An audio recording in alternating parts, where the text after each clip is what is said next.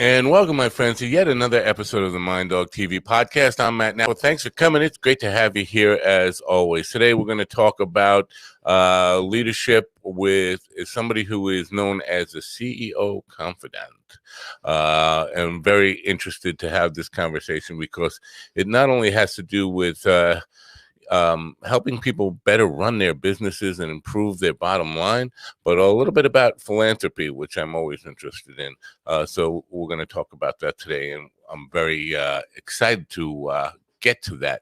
First, I want to start with an explanation of sorts, and I guess some kind of an apology. Oh, we're having some issues in the background. I will get to that in just a minute. First, I need to kind of talk about the issues from last night. If you're looking for last night's program and wondering what happened, I scraped it.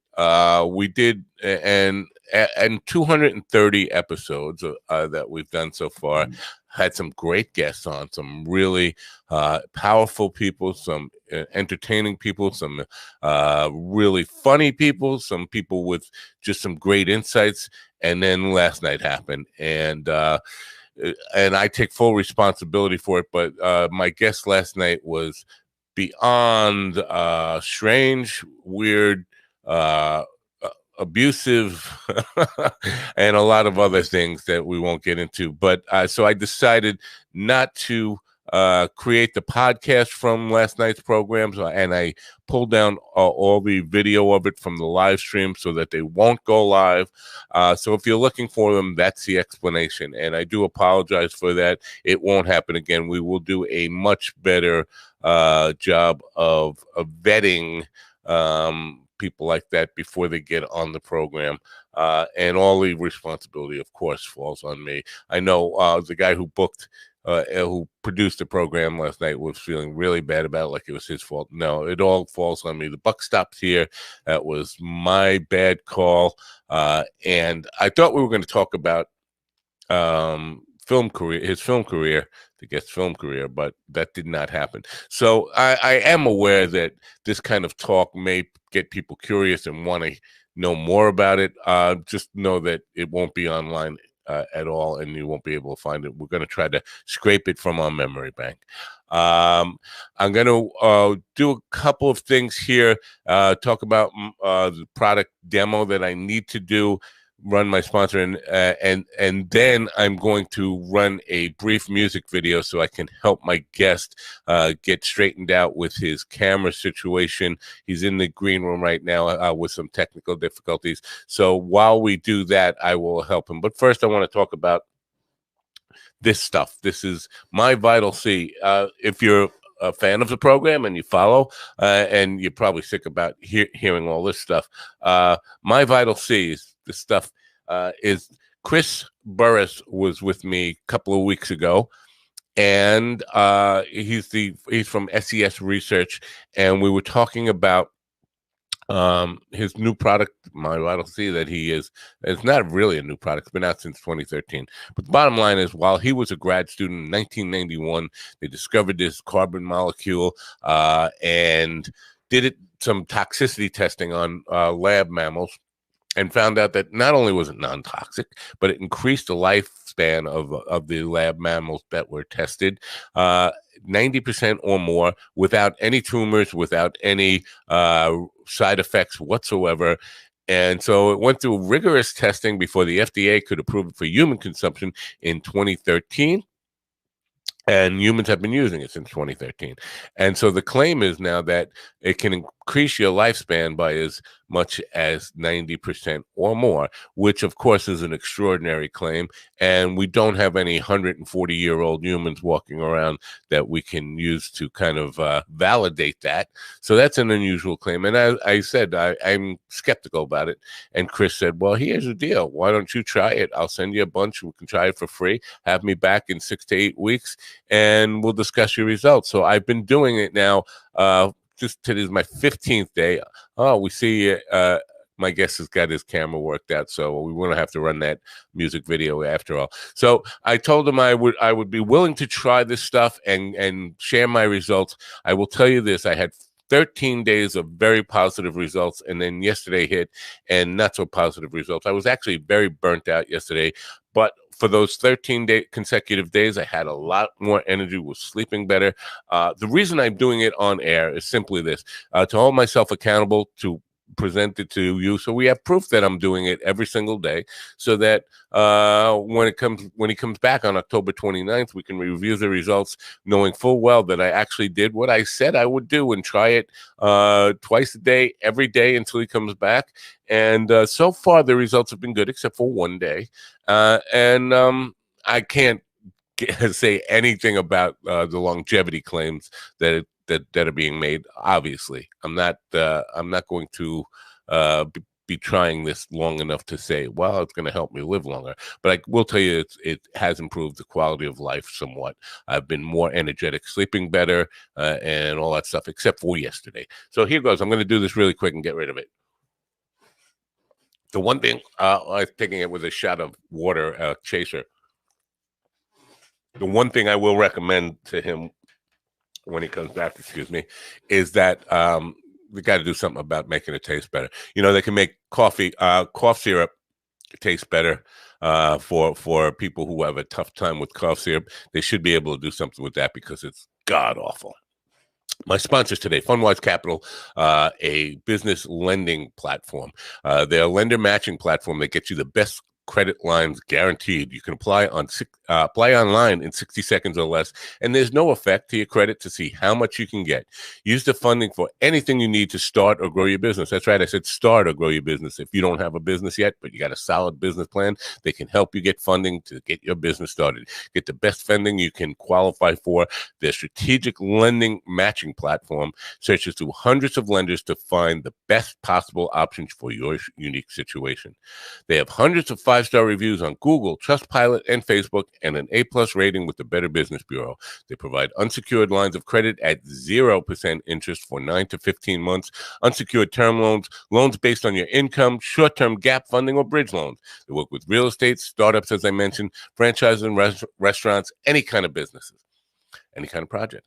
To get started, it's really easy. Just go to apply.fundwise.com/minddog. That's apply.fundwise.com/minddog. The links will be in the description as always, and I do appreciate you patronizing my sponsors.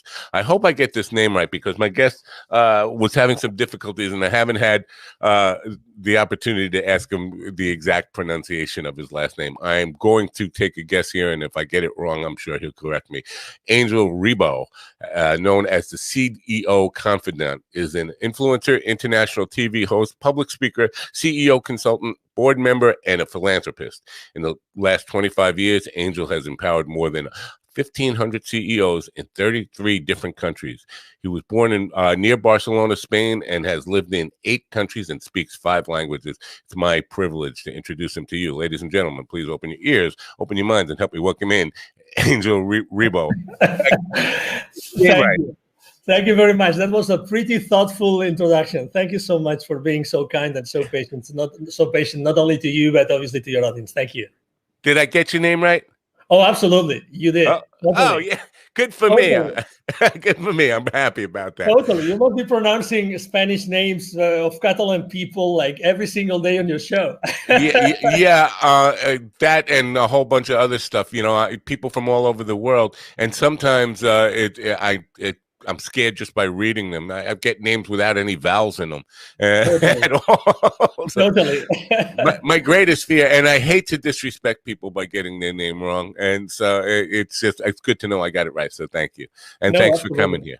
So let's talk a little bit about you and the path that led to where you are today, and your work with CEOs. Can you tell us a little bit about your background? Yes, absolutely. So basically, let's say since I was a kid, although my mom and dad had very humble origins, they always wanted me to learn foreign languages, and I think that was the most important thing that happened in my childhood was that I was taking French lessons because at that side of Spain we were so close to the French border that we were all learning French in the school. But also at the same time, mom and dad wanted me to take English lessons on a private academy in the afternoon, in the evening. So I started to do that, and Fast forward, I found myself that I wanted to have a better, professional future, and Spain wasn't enough. Spain wasn't enough. I wanted to. I had been using my French and my English for some, clients here and there, but I said I really want to have an international career, and I decided actually to accept a job in London. And that was definitely the start of my international career, but also the start, I would say, of my business development career. So I started working for, interestingly enough, an American company based in London. And I started to serve many different customers in different European countries. I was communicating with them in French, in Portuguese, in English. I was dating a German girl at that time, so I was actually using even German. So, I was always like using different languages. And fast forward, I always was traveling. I was literally, I think I've closed business in more than 33 countries, working with this many companies. And I was always doing the same thing. So I was always helping my employers to develop their businesses, to develop like distribution channels, indirect sales models, reseller channels, these kind of things on those countries. So I always was blessed of having teams around me that were supporting my challenges, and I always was working for the kind of businesses that we were conducting. We always had to reach the C-level, so we always had to reach the high-level executives of those corporations, because actually the amounts also of the deals we were closing were pretty sizable. So, and I was doing that first from Europe, from London. I moved to Mexico, lived there for 10 years. Then I've been living in Plano, Texas, for 10 years now. But always the same thing, using this international background and going to so many countries and dealing with so many people with so many different cultures, and always helping them solve their business issues using the technologies or the services at hand. Wow. Interesting stuff to unpack in that stuff. Well, let me just tell you a little bit about my experience and why I'm going to be asking the questions I am going to be asking will probably be revealed in this little bit. I have had many careers. I've been a creative person my whole life and been involved in creative stuff, but I had a lot of opportunities or necessity to take day jobs and careers. Been a marketing director, a technical director, a junior vice president in a corporation with 27,000 employees. Spent a lot of time. Every single job I've had for the last 35 years before I took this. Now I am a CEO, but before I started doing this, my direct report was the CEO of the company. And what I found is, at least here in America, now you work internationally, so it might not be the same, and I've had probably 7 or 8 that I thought about last night, where I reported directly to the CEO, and the CEO was the most out of touch with the culture of his own company, the one who really did not understand what the people underneath them were doing, what their culture was, or what their mission really was, and what drove them. I find that to be epidemic, and with talking with business leaders on this podcast, it seems to be holding true in the United States. So why is it that I understand the CEO is the decision maker and the guy who's going to sign your check, but why is it you start there? Why not with the people who are really running the company, like the junior vice presidents and those people who really have their pulse on the company? Are you asking me why do I stop with the CEOs? Yes. Is that your question? Yes. Well, let me tell you, I don't stop. Okay. I don't stop. So, I've been working with them. I've been helping them. I have been empowering them. But, and you just answered the question. The reason is, you just said it. They signed a check. There's the board, right? There's the board. There's the CEO. There's the leadership team, right? Right. And there's this gap. Typically, CEOs and boards are pretty aligned. Okay, let's put it this way. They're very aligned. Right. There's starting to be a gap between the CEO and his leadership team. Oh my Lord. The gap between the leadership team and the rest of the company is huge. Right. So that's why, due to the fact that we had to deal with these large projects and these large amounts and everything, large dollar amounts and everything, I had to necessarily work with them to have the sign off. But the nitty-gritty, the dirty work, obviously was done with the leadership team, and most importantly with what I call the business operators, the rest of business operators. But I am totally with you. And you know what? I think that this is, so I think that as soon as business operators start to be aware of the implications of what they do, and actually the CEOs empower their business operators to do that, to know the exact, the consequences of their business decisions while they work there, this gap that you just mentioned, this lack of, oh my God, I see all these people in the company, but at the top, maybe it's not that clear what these other guys should be doing. Right. That thing that you experience yourself like firsthand, it happens every single day. Every single day.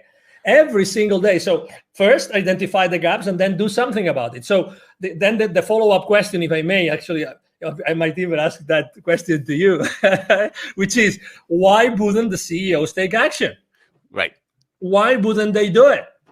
Right. Why wouldn't they do it? So if they're already aligned, it's because maybe they think that, I have a business partner. His name is Neville Joffe. He has this amazing motto that he follows, or he calls him Nevilism. It's revenues are vanity. Revenues are vanity.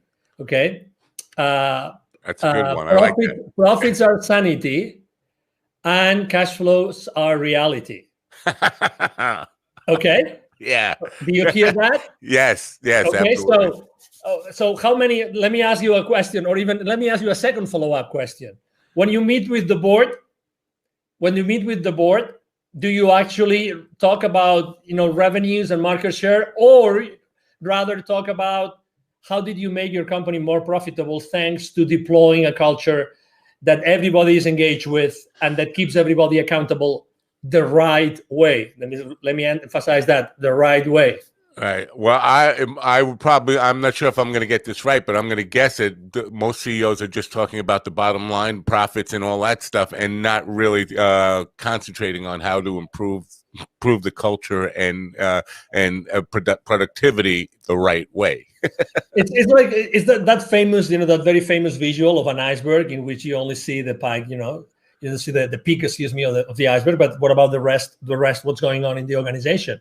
Right. So there's a lot of things going on in the organization, a lot of things. And actually, right now, with everything that's going on in the world, with all this, with the current state of affairs, I think that most of those inefficiencies, most of these issues are coming to the surface. And me having worked internationally, obviously, immediately you start thinking, what about diversity? Diversity of cultures, diversity of people, diversity of religions, of sexual orientations, all this diversity. I talk to C-levels every week. I was talking to a couple of headhunters the other day, and he said, I can't cope, listen to this, I can't cope with the number of requests I get of chief diversity officers right now. Wow. Chief diversity officers. I don't know where to find them. Well, I can find them easily, but where are those experienced people that have worked internationally, that have embraced this culture, really know how to deal with a mix of cultures, with a melting pot of cultures that are going to help you create efficiencies inside your corporation? Right. Wow. Well, that's something to unpack there too, because you did mention in your opening statement there about knowing the different cultures of different countries that you've lived in and that kind of stuff. And we talk about culture in a couple of different ways here. There's countries have different cultures and companies have different cultures. Does the cultural influence of a company, is that affected by the country culture? Like, is culture, corporate culture, a bigger issue in the United States, say, than it would be in Spain or Portugal or France or wherever, or is it the same kind of challenge? Well, number one, definitely the country where let's say where the headquarters of that corporation is, and I have lived that firsthand. The country of the health, where the headquarters of this company is, definitely define the culture of the entire organization. Right. And I've myself lived in transitions. You might have lived the same experience. Transition of a company that was fully American, and transitioned. It was bought out by someone else in another country. I'm not going to mention it. And suddenly the culture started to change, and it was coming from this other country. Was it better? Was it worse? Well, you can't tell. You can't tell until you start seeing the consequences. You start seeing the implications. You start seeing how does that translate to the way you communicate with the rest of the people, with the rest of your peers, your managers, the people that report to you. And then answering your second question, if culture is, let's say, an issue or can be a challenge in any country, or if countries have the same kind of culture creation problems as we have in the US, I would definitely say yes. I think it really depends on business leaders. And I really think that, again, with all this current state of affairs, that's gonna help everybody a lot. I think that they are realizing that now that the people cannot meet and cannot see each other and cannot meet face to face, they're going to realize that the style of leadership of those leaders becomes much more relevant. You were mentioning maybe they don't get it because they are on their ivory tower, right? You cannot be on your ivory tower anymore because you have to be in how many more times Zoom calls right now? How many more virtual events have you go through? Many more, many more. Right now, it's impossible to hide. You can run, but not hide. I love that. But I'm not sure it's so much, and I'm sure the ivory tower part of it is definitely part of it. But I think, and you'll correct me if I'm wrong, but I think where a lot of CEOs go wrong, or where they go astray, is they start their company with a great what is the word I'm looking for? Intention. So they'll put together a mission statement that has this really glorified sounding and really well-intended statement, and they kind of start working in their business rather than working on their business, and so they're doing the things the tasks that a CEO would do, rather than look at the whole picture of what the company culture is and how it's evolving. Are we staying true to that mission statement that was written when we started the company, or was that just words that we put on a poster and hung over my door, and then now we're actually doing the work and forget about that? But everybody who comes into the company must at least read it and get to know what we were supposed to be about, but we forgot what we were about. And often, and I'm going to want to get to this, there is this idea of giving back in that original mission statement that is totally lost somewhere along the line. Few years in, and you find that your mission statement doesn't match at all what you're doing, and it's just words now. I think that's a big part of it. Do you agree? And if so, how do you get them back on track to that? Picture this, right? Let's say we have a startup CEO in front of us. Okay, so it's a small company, fired up, this new concept, this new idea, they thrive over time, right? And they become this monster, right? There's 10,000 employees or company employees. One of the main differences that are lost in translation is the communication. Is the CEO still listening? Is the CEO still going around? Is the CEO still open to suggestions, open to listening? And I think that communication is one of the most important issues here. Definitely.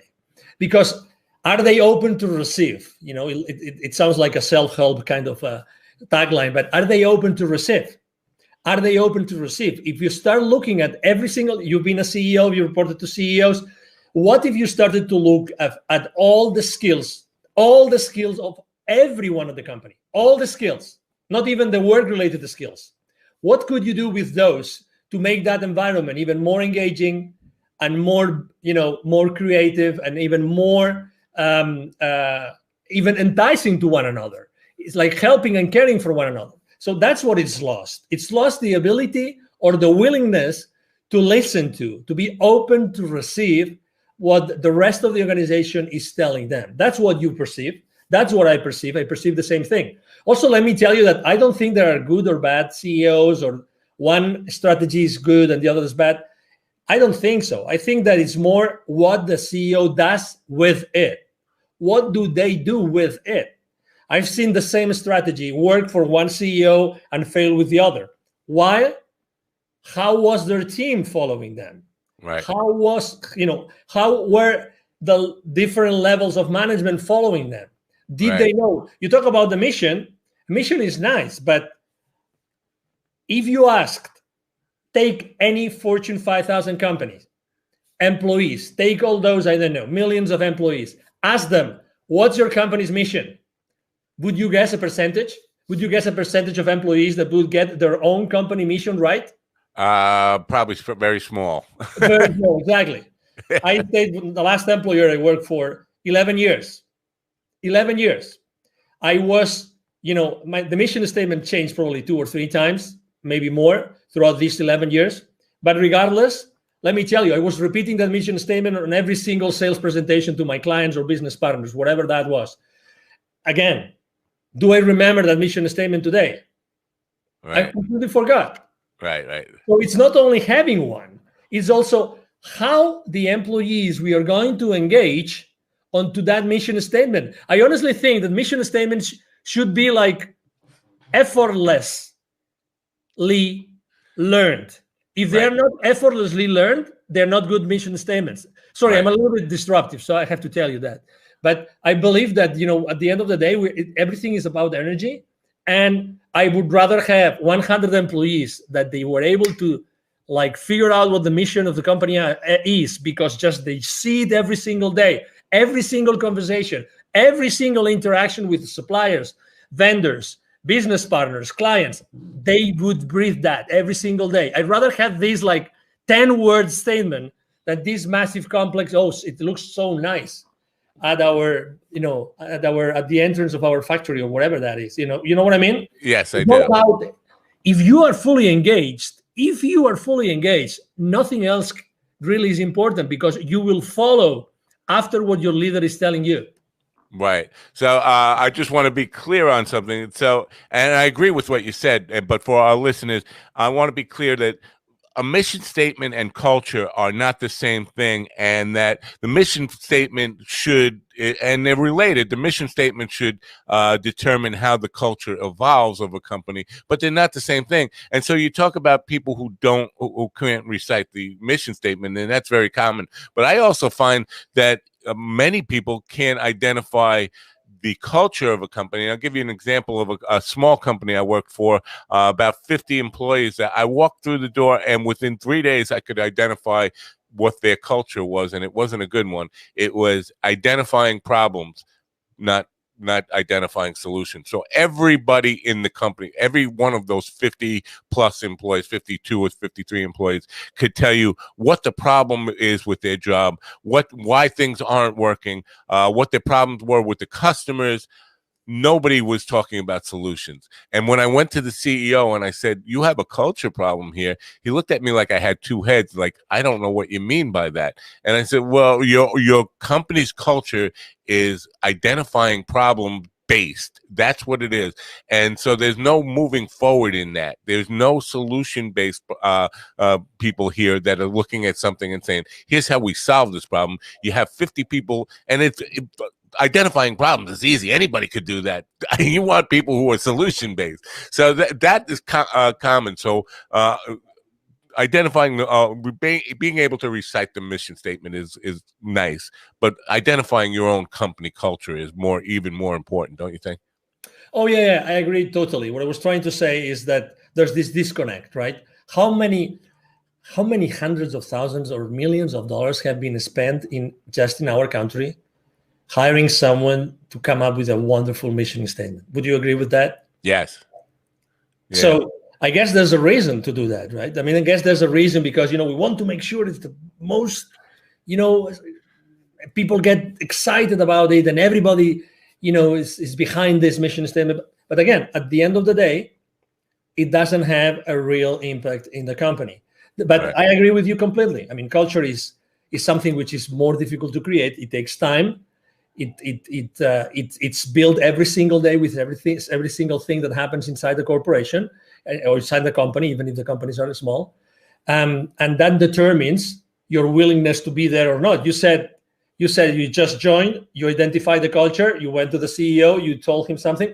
Well, let me tell you, you were really lucky, because he or she could have told you, I didn't hire you to do this. Right, You know right, what I yeah, mean?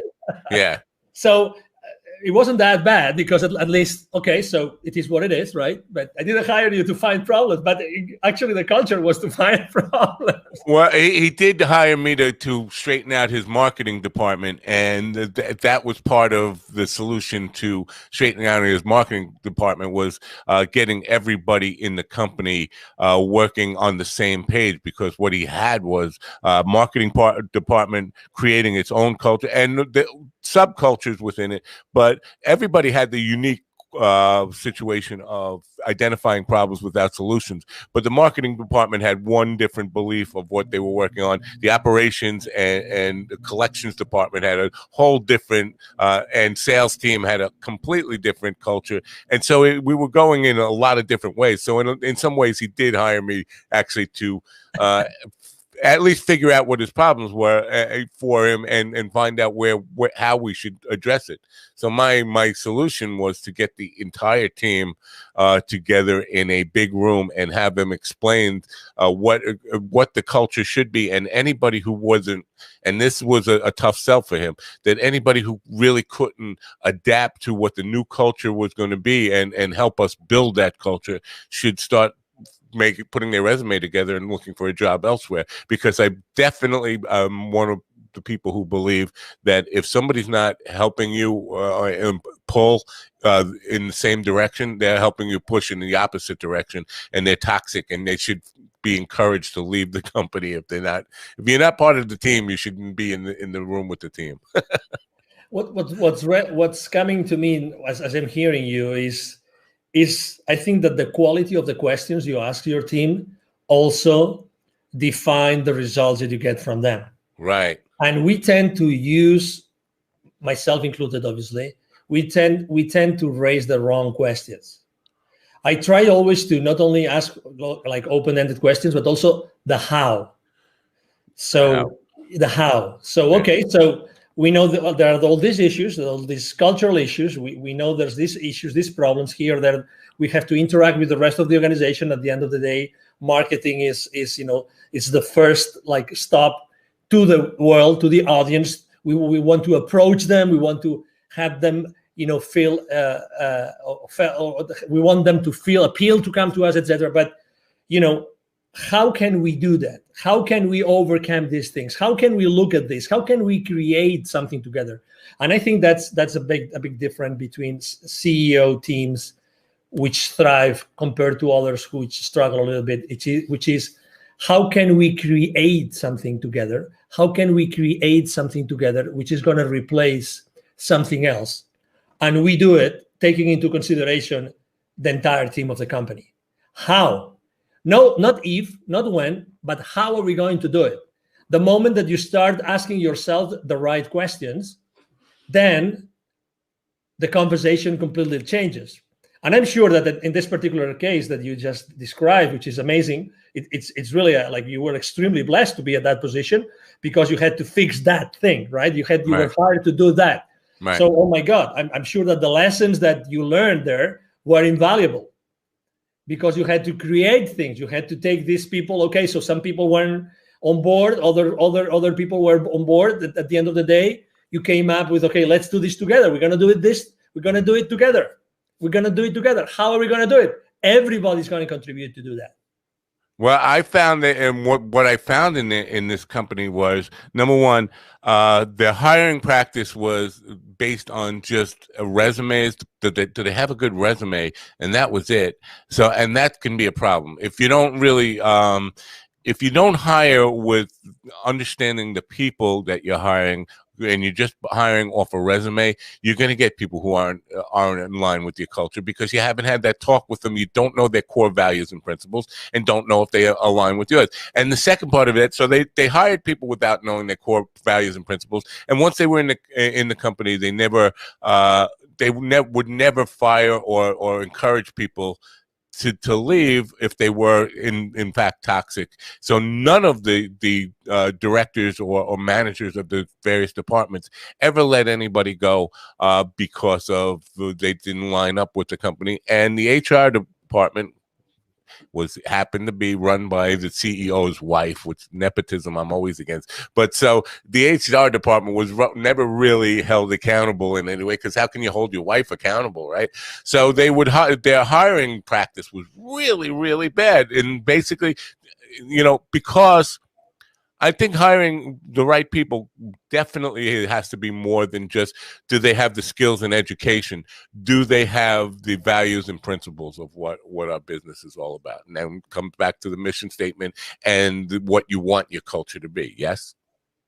And honestly, I always think that one time someone asked me, okay, so if you have to give one advice to one CEO, what piece of advice would you give that CEO? And I ask, can I choose a single CEO? And that person told me yes. So please, I would definitely recommend that, single female or male CEO to get married and to have a kid, so that he will start receiving the lessons that the kids give us to all of us as parents. Okay, so I'm trying to make a metaphor between what's happening inside the company, right? I get it. What's happening, inside the company with all of our colleagues, peers, people that report to us, and people that we report to, and what happens inside the family. Never underestimate the power of someone working with you or for you. Never, ever underestimate that part, ever, because there's always something that can happen. There's always some experience, some part of the creation process that you are undertaking with them to create, in this case, for instance, a new marketing strategy that can change this, can change the future for that company forever. So I see the same thing. So I understand it's true. I mean, not every company is hiring, for attitude, let's put it this way. How important is the attitude? If someone is willing to change, if someone is enthusiastic, if someone brings to the company every single day, they're pumped, they're fired up. Let's do it. I make mistakes, but I move on. I respect everybody. I honor the support I get from everybody. This gentleman, maybe, or this woman this lady didn't have this resume, which was amazing, right? According to the credentials written, but probably, this lady or gentleman, they might have this amazing attitude that's going to make all the difference. Right. And that when you have your team meetings, right? You have your team meetings and you have plenty of people around your table. How important is the excitement? How important is, yes, we're going to do this. Come on, we're going to have a great meeting today. And you talk about your wife, your dog, your weekend, your whatever that is. This is really, and again, this is something I'm seeing today. I think that we have to bring our personal life more into our business world. Listen what I'm saying. I agree. Yes. Honestly, I mean, even if we are now working remotely, it doesn't matter. Hey, we are human beings. Why do we have to leave our human personal life out the door when we get into the building, our company building? Hey, we are human beings, and I'm going to be a much better contributor to your team as much as I feel recognized and as I feel that I'm a human being that you really take consideration after, or you are considerate with me. If that happens, I'm going to give you 1,000% every single day. Why separating those two things? Why? What are we trying to accomplish? Again, I honestly think that right now there's a lot of things, there's a lot of moving pieces inside corporations. I've seen a lot of CEOs these past months, and a lot of C-level executives that they have tried to find the right place, and I'm not talking about the job. I'm trying just in the same place where they are right now. They're trying to see, okay, so what's the best thing to do right now? Right. I mean, I had to deal, probably you had too. I had to deal with the crisis in 2001 and with the crisis in 2008, 2009. I had to deal with those crises myself with my teams. So, but this one is a different thing. So people, regardless of how powerful their companies are, they're human beings, and they're still figuring out what is going to happen in the future. How are we going to have to handle this? Human relationships remotely, all these things. And I think that this is already starting to happen, which is, again, the separation between the personal world and the business world is going to be non-existent. Really. Right. It's going to be non-existent. I think that's a great bridge to the next thing that I want to talk to you about, because I know that you practice what you preach in this idea of giving back and philanthropy. And I think when you do that, when you include philanthropy as part of your company culture, you get people who have passionate about causes in their personal lives now putting that energy of that passion from whatever the causes are into your company and help building. Can you talk about that?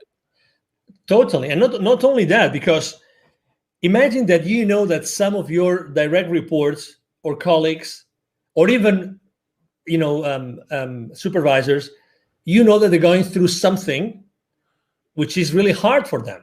Right.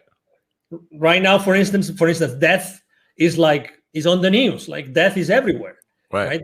Someone that is suffering from something. So just having a reconforting conversation with someone can make a big difference. Just this small conversation, 30-second conversation. Hey, I don't know what's going on. I perceive that something is wrong. Hey, I'm here. Even if it's your boss, why not? Why not? I'm here to support you. I'm here to be there with you. So again, become more human. And to your question, I mean, the reason why I started to diligently giving back to the community was because I was traveling so much, and I was seeing so many communities that were in a hardship, like underprivileged communities, and more importantly, a lot of kids that had to work, a lot of parents that would use their own kids to do things that they shouldn't be doing, a lot of kids outside the manufacturing plants where I would go to see the managers of those plants. I would see all those kids around those plants asking me for hey, would you buy some gum from me? Would you allow me to keep your car safe while you are inside, so you give me some pesos, these kind of things. So I was so exposed to the realities of this world, which is inequality, right? So Right. you can be on the same street, and in 30 seconds of walk, you have the CEO of a multi-billion-dollar corporation, and you have a kid offering you to clean your windshield, kind of thing. So I was Right. seeing that in Latin America all the time, like for years. For 15 years, I was seeing that all the time, until I decided to take action. And I actually had a spiritual experience that triggered my change, my transition, the moves that I made personally and professionally. And I decided to start, Wisdom for Kids, which is, thank you for reminding the audience, which is definitely the foundation that I decided to co-found together with two additional gentlemen in 2017. But the idea was created in 2015 because, why are we here? Why are we doing so many things for so many people, but how are we really making sure that this inequality, that these kids in America, there are 170 million kids. That's data from the UNICEF 2012. 170. 81 million live in poverty. 81 million. Wow. 81 million live in poverty.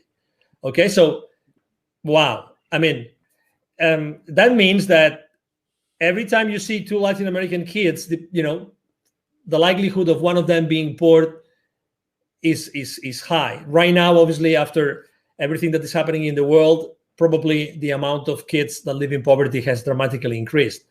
Of these 81 million kids, 22 million do not have access to drinking water. Clean water is a big one. Exactly. Yeah. 22 million. I mean, 22 million. Okay. How many states of the union is it? 22 million. I think 5. Yeah. Okay. So imagine. No, I mean, that's like. Yeah, it's huge. It's we take clean water for granted in this country, and it's amazing that we are in that place. But so you talk about equality and stuff, and I understand that's a huge problem. I think what COVID has identified is, and in America at least, we've been using this phrase essentially employees since COVID started, right? And it kind of identifies, oddly enough, the essential employees are the people who are least compensated in a lot of cases. So we don't see the CEO as the essential employee in a lot of ways. The people who are out there stocking the shelves, the people who are out there working in hospitals, the paramedics, the police officers, all the people who are we now deemed as essential, somehow they're still on the bottom of the compensation model. I think that needs to be changed. And I'm not, I hate to get into politics. I'm not a communist or a socialist, whatever you want to label me. I just think we need to do more to recognize if these people are so essential, they need to be paid more, and they need to be paid a living wage, something that they can survive on and thrive on. You want to talk about that a little bit? Totally. And this is again one case, right? You're talking about one specific situation that we see here, right, intrinsically affecting the the COVID era. It's now October 2020, right? And again, not willing to go down any politics route the same as you, but the question is how do we bridge that gap? How do we bridge that gap? Only a few minutes ago, I heard a very famous TV host talking about a fiasco with a former guest, right? That wasn't intended. That wasn't right. The other day, I was invited to a show, and that host was at the antipodes of you. Okay, so he was trying to get me in the trenches of polarization since second one. It's like, I want you to say this, and you have to say it like this, and I want you to know your opinion. And I was all the time saying, I understand that you want to know my opinion. This is my opinion. My opinion is that someone has to be in the middle bridging, building bridges. Right. Someone has to be building bridges right now. I have my opinion as anybody else, as any other voter, but someone has to be building bridges. You and I, we're both public figures. We both have we have something to do with the world. We love to be here. We love exposure, but also because of a mission. Right. We both have a mission. We both want to do good in the world. We want to do good in the business community with the entrepreneurs, the increasing number of entrepreneurs, right now in the world. But someone has to lay down those foundations and build those bridges. And that's where people are going to find me. They're going to find me in these places where I'm trying to be compassionate with everybody. Because again, compassion, it's the same thing. Inside corporations, compassion. What is compassion? Where is compassion? What is compassion internally? Right. How do you show compassion? Even to your CEO. The difficult thing is say, no, he is an ABC. Right. Or, exactly. That's the easy way to do. But you, as someone that, you're commanding messages to the audience, right? And you're asking questions. You know that you're changing the world. You know that there are people listening to this conversation right now, and they're saying yes, or they're saying, oh, interesting. Oh, I didn't think of this that way. And then you would have served the purpose of your show and of your life, right? Right. So that's exactly what is our, I think that's our, like our commitment and our role in our lives is to really be the main characters of our lives. Be the main character of your life. Don't get sidetracked because it's so easy. Hey, take responsibility of your life in the sense that be yourself, wherever you stand in the political spectrum, you name it, be yourself. Right. Be yourself. Do your own research. Stand up for what you think. Right. Be yourself. Don't allow yourself to be grabbed to the left, to the right, to the up, or to the down. It doesn't matter. Right. That's why obviously every time I have the opportunity of being able to answer questions like yours, I'm so thrilled. Well, I would call what you just described being authentic. That's how I would label. Be authentic. And there is a great power in that, I think. But earlier you and I forget what we were talking about, but you said it sounds like a self-help type of phrase, and I forget what the phrase you were alluding to. But I think there's, first of all, I think there's a big influence of what we self-help stuff in business right now, and what really I find refreshing about you is that you're not calling yourself a coach. The CEO Confidant. I'm hearing from so many people who label themselves business leadership coaches and things like this, and I think we get to the point, and that's a self-help term, and we get oversaturated with that. I think we're seeing an influx of too many people who want to be coaches and we're losing enough people to coach, if that makes sense. So we have so many people who are, you know what, I don't want to work anymore. I just want to teach my knowledge, and I want to, share my knowledge and be a coach rather than actually produce anything. And I think that's a tipping point where we're kind of getting close to. So talk about why you kind of steer away from that new agey kind of language in what you do. Yeah, obviously, I've made that mistake myself. I've sinned. Okay. So, all right, but yeah, not anymore. I mean, I don't call myself. Other people call me that because I was just being myself, and being authentic, and I had some other people that were following me, and I was blessed to do that the same as you, right? Right. But it's the other people who have to decide if that's a role and their concept of that of the word coach resonates, or is me, or it's not. In reality, I think that the most important thing is always to be yourself consistently, so the other people can learn and decide if they want to learn from you or they want to follow you. If they feel satisfied, they feel happy, they feel comfortable being with you or following you, let's say. So right. Are there a lot of people calling themselves coaches and maybe they're not coaches or they don't know what they do? I mean, I've been there. I've made mistakes. I've been fragile. I've done lots of things that they should have never done. And obviously, a lot of people right now need to make, their ends meet. Right? They have to have their ends meet, and they have to teach and everything. But I'd rather be teaching. I'd rather be teaching and training, let's say, than being coaching. Although I recognize that asking questions is the most powerful way to get into someone or something. Right. Asking powerful questions. Powerful questions. I agree. Definitely. Asking powerful questions. So, and because you are a host, so I mean, you do this every day, and you are asking me questions, obviously, that are making me think and consider my own reality from a different point of view. Right. Not everybody's able to do that, but you know that powerful questions can completely change the game at your guest's mind, but also at the way that your audience is listening to the conversation. When you are in a position, you're an entrepreneur or you are a manager or a leader, and you have a team under you, it's the power of your questions which determines the relationship you're going to have with these people and how you're going to create together with them. Yeah. The power of the questions. The power of the questions.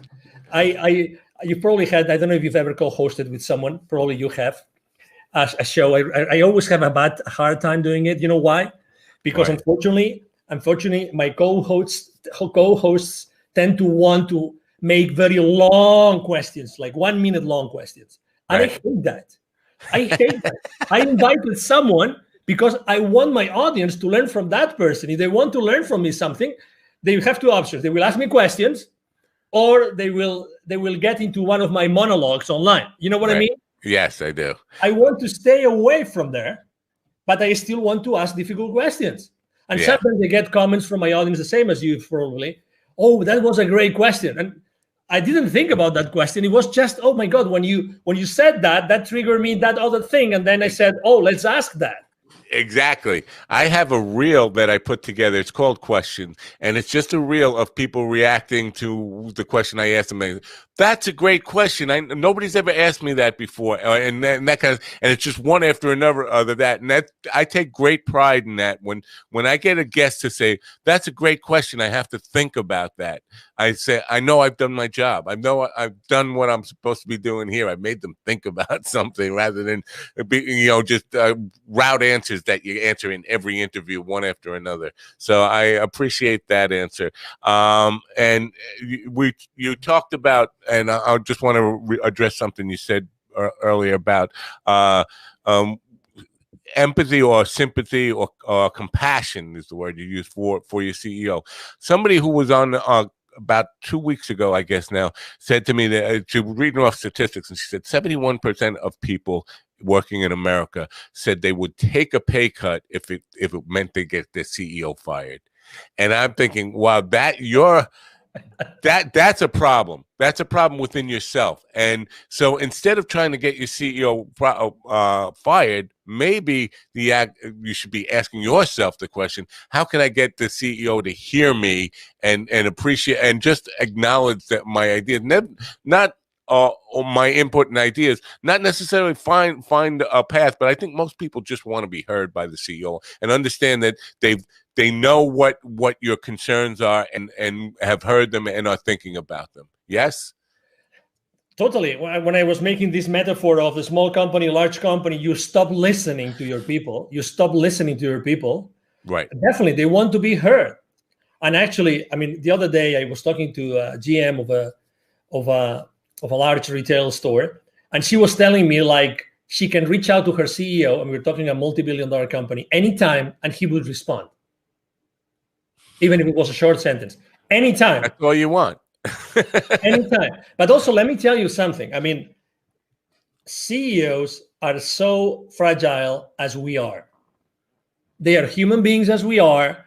They have had the experience they have had, and they have learned what they have learned. Okay, so I think that also compassion is a two-way street. So what if the problem is that, I don't know, this CEO doesn't have a good communication team.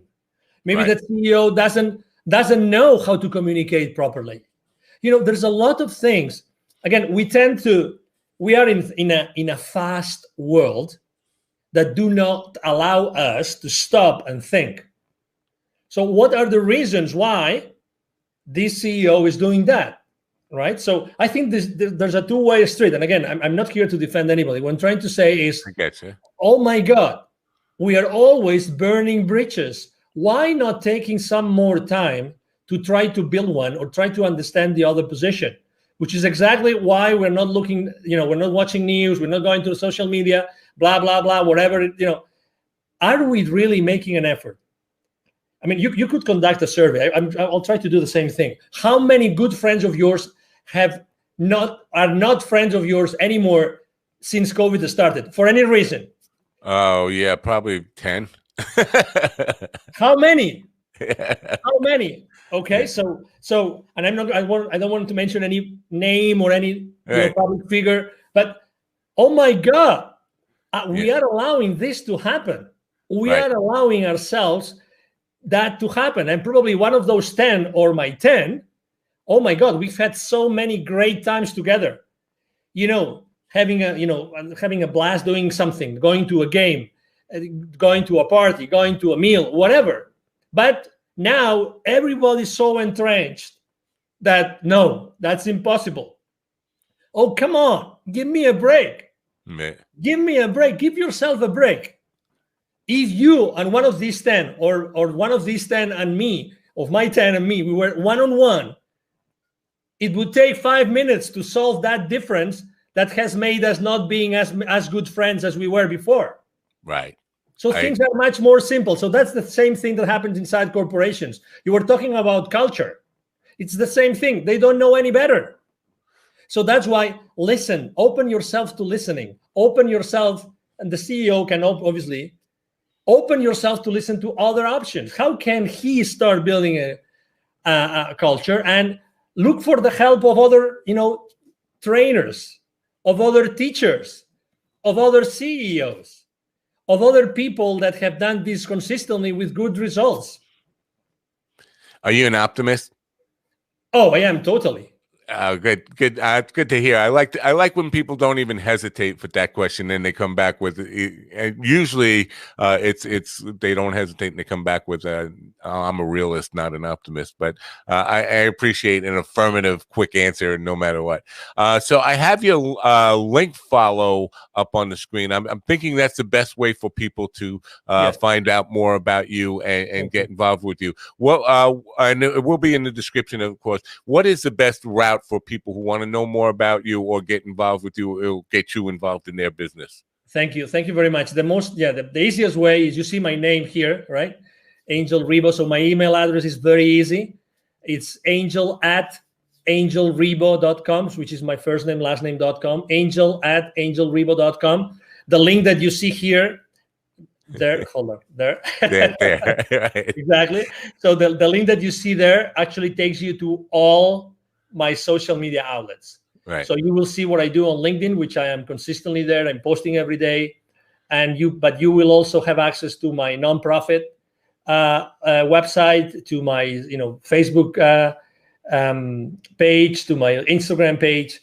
I have a pretty consistent public campaign going on about really sharing good ideas that unite us all, regardless of where we stand. Good stuff. And it's a great way to end this. Angel, I thank you so much for your time and insight today. We're out of time, but I would love you to come back sometime and have this discussion and go a little bit deeper as time allows and your schedule allows.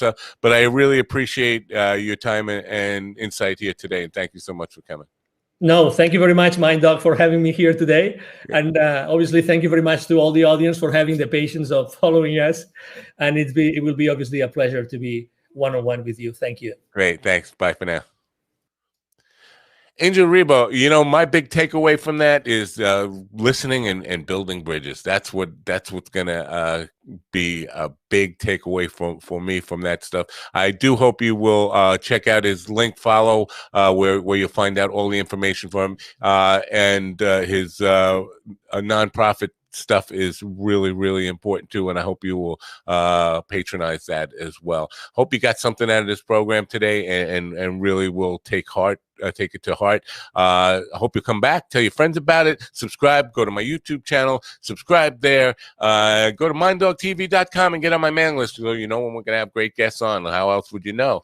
And questions or comments for me, please, info@minddogtv.com. info@minddogtv.com. Tonight on the entertainment edition at 8 p.m., I have Randall Dean, who is the email sanity expert. And you say, well, entertainment edition, why are we talking about email? Well, first of all, it was convenient to him. I won't lie. The time was just something that he could make. But I do think email, it goes beyond business. It's something we all struggle with.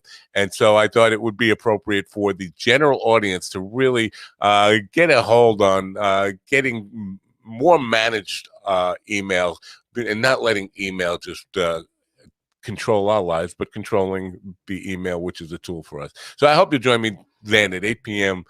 Tonight. Till then, I'm Matt Napa from the Mind Dog TV podcast. Thanks for coming. Have a great rest of your day, and bye for now.